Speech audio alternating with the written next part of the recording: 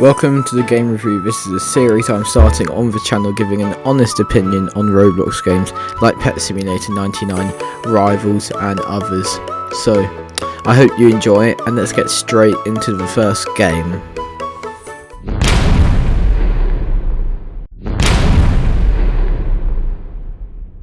Dead Rails is a new game, releasing on the 1st of January 2025, and has grown in the last few months to a mega game, peaking at 1.1 million concurrent players. Within the game, you travel on a train through the zombie-torn USA, trying to escape to Mexico, where all is well and safe. Along the way, you loot houses full of the infected, battle entire zombie towns, and buy weaponry and protection at checkpoints every 10,000 meters until you reach Mexico and the final boss. The game also has its own currency, bonds, which can be used in the lobbies by classes and the starting gear, like guns. A class is essentially a character you can play in the game that will give you buffs. For example, the cowboy class gives you a revolver and a horse to start off with. Bonds can also be found throughout your run in big towns or by completing quests in the game which you get from the lobby. I didn't mention this in the intro, but we will be ranking the games based off of 3 factors out of 10 to give us an overall score out of 10. The factors being free to play. Can the average player play this game without maxing out their credit card? Gameplay. Is the game easy to understand, fun, and replayable?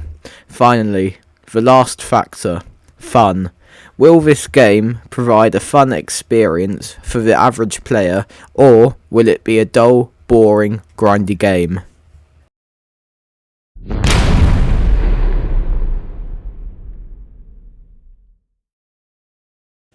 Dead Rails does quite well with its free-to-playness, only having 3 game passes, totaling a grand 375 Robux.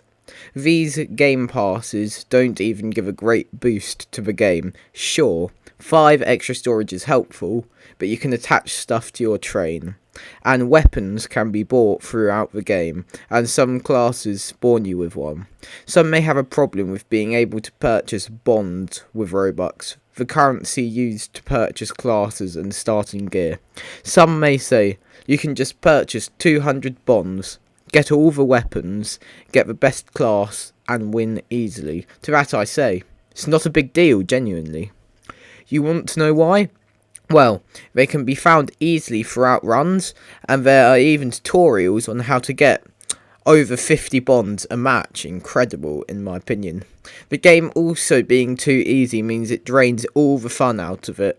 So why would you want to do that?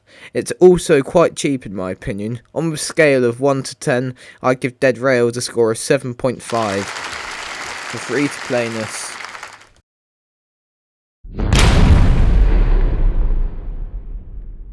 As mentioned in the game explanation, you are a person trying to escape the zombie apocalypse, overtaking the United States on your trusty train. You loot houses on your way and purchase weapons, fuel, and gear at the outposts every 10,000 meters. There are also different structures on the way apart from houses, such as the lab, the towns, and the fortress, all adding their own challenge into the already challenging game. The game also has nights, in which you have to survive whatever the game throws at you, from vampires to lightning. This style of gameplay is good and addicting, which is why it has blown up so much. The in-game quest for bonds will challenge the player's skill on this gameplay, so even if you complete the game, it is still fun to try and complete them. Overall, I give gameplay an 8 out of 10. It keeps the player hooked while giving them a fun and exciting challenge to make them come back for more.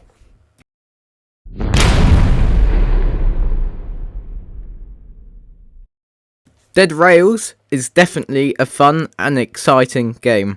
The gameplay is cultivating, giving players something to work towards, and the intensity you feel when you try to raid a town solo, while being chased by 20 zombies, while shooting at them with a rifle, while trying to throw your Molotov in the correct place to burn them back into the ground is so good. The Dead Rails community also comes up with ways to break the gameplay. An example is buying loads of snake oil with bombs at the start, so you can beat the game in sub 3 minutes.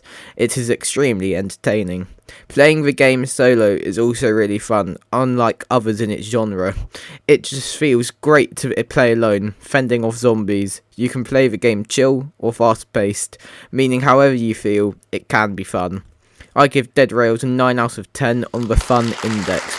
It is one of my favourite games, and it being fun is why it has blown up so much.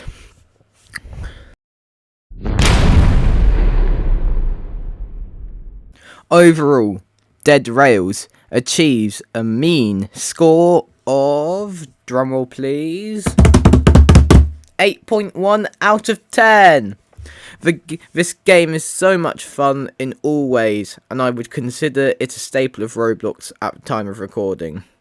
That is the end of the first game review. It was really fun making it, and I hope to do one on any games you suggest in the comments down below. So thank you, like and subscribe, and goodbye. See you next time.